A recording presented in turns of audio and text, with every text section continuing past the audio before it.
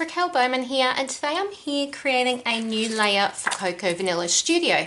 And the posts on the blog for the next few days are focused on the new cut files. They're created to match the Legendary collection.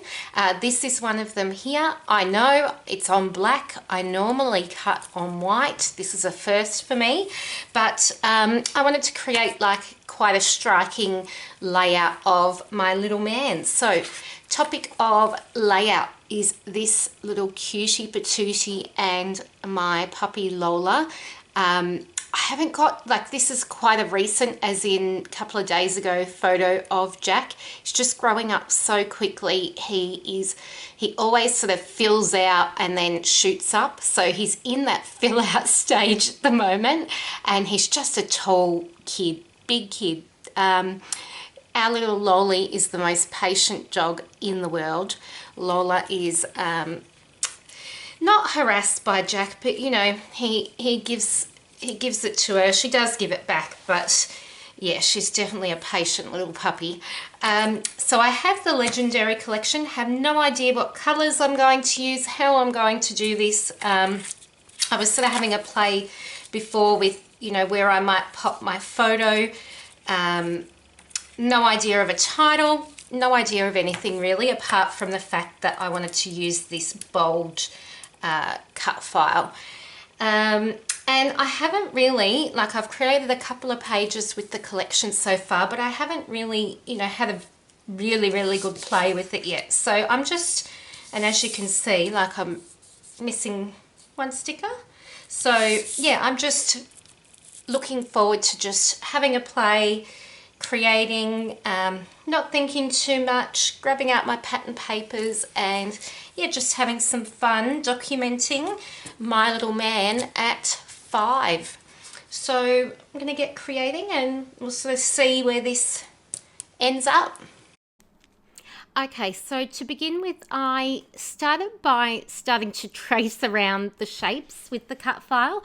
Look, I honestly haven't done the whole trace and then cut and then stick in a while. I have just started to stick and then cut around.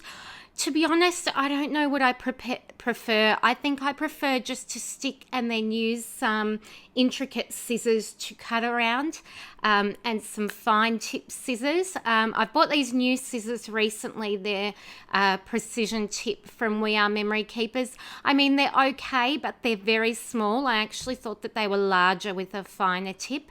I'm still yet to find the perfect scissor that does the sort of backing of cut files really well, but I'm on the lookout.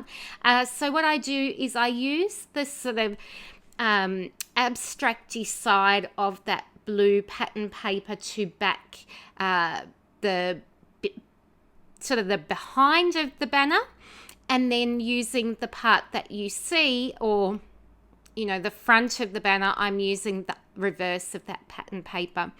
Then I decide that, oh my goodness, this wood grain just has to be used. So I decide to border my whole layout in that pattern paper. And then I trim 3/4 of an inch off my white cardstock on either end so that I have sort of a nice, it's around about a centimetre border. I do work in inches when I create my layouts and when I'm cutting the paper to size, but yeah, it is about a centimetre or so, as you can see. So I absolutely adore how bold and striking the cut file looks. It's not normally a look that I would go for, as in I like that white on white look, but this being a boy layout as well of my little man, I just thought it was perfect. Now I sort of had trouble because the layout and the cut file is such a feature, and obviously the photo, you sort of, I don't want to take away from that when I am embellishing a page. And I'm very mindful when I'm creating layouts of my layout remaining balanced and pleasing to the eye. And I suppose I have a real, although I'm not trained in any way at all, but I have a real design eye for keeping my layout quite simple and still pleasing to look at and balanced. I hope that makes sense. I know what I'm trying to say. I just don't know if I'm using the right words to explain it.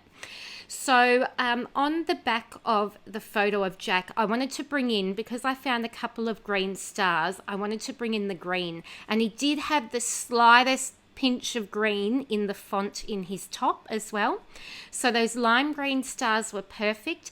And the reverse side of the wood grain is this green mapped paper, which I've seen people use before in the most magnificent ways. I wish I was that clever. But so what I decided to do was mat my photo with that to tie in that green. And then I went searching for any green embellishment I could find.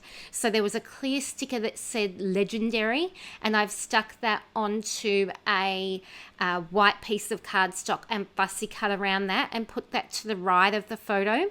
I've also added a half of a compassed ephemera piece which I had, and another wood grain tab, so wood grain printed tab, which was in the ephemera pack left over.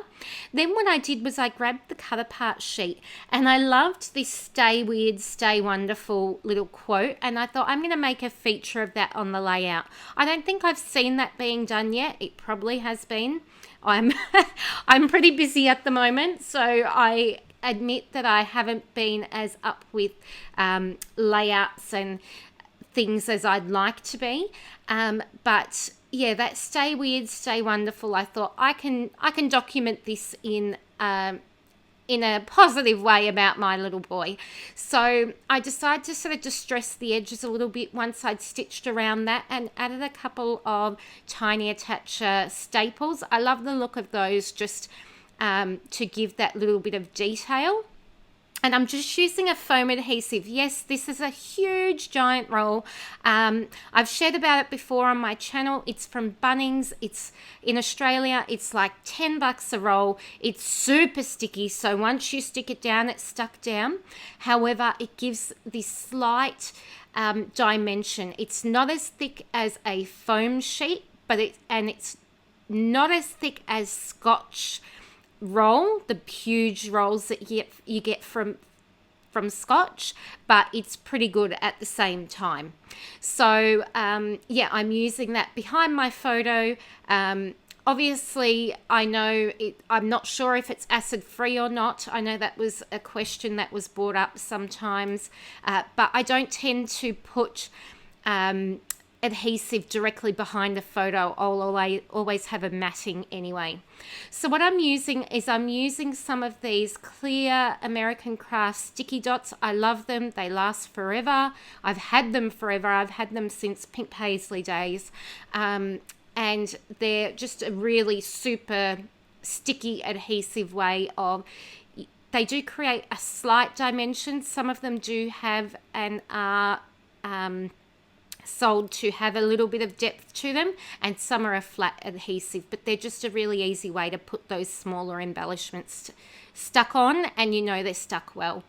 So I'm sort of fiddling around with placement, because at first I thought that I was going to sort of off-center Jack's photo and then have a bit of a title to the side. I did fussy cut out from that collaged paper a sort of thing that said "the best," and it was a globe with a banner, and I decided that I didn't really like that, and that's when I sort of went with that "Stay Weird, Stay Wonderful" quote. So I'm staggering and I tend to do this a bit, I'll work on a diagonal, and that's because if I've got embellishments in that top right corner, I feel like, you know, if you have a set of weight scales and you have something in one end, you need to sort of put it at the other.